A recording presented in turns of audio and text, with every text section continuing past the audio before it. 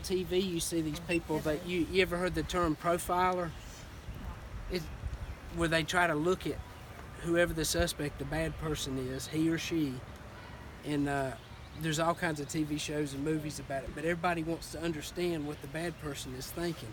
Sometimes you think, what would that person be thinking? What were they doing? What was their train of thought?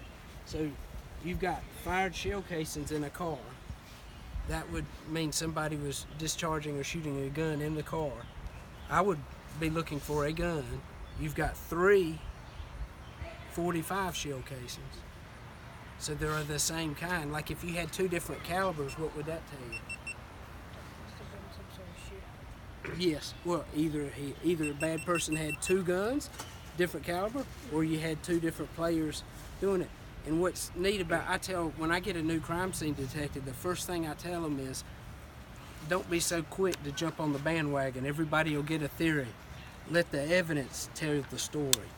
It doesn't matter what everybody's saying in this group or that group. The evidence speaks for itself, and that goes back to Locard's theory that I gave y'all a copy inside. It's just the facts. It's simple, straightforward facts. Let the evidence tell the story. So right now, you know, you would tell your sketcher, and I'm anxious to see what we have sketch-wise. You need to go back and tell her where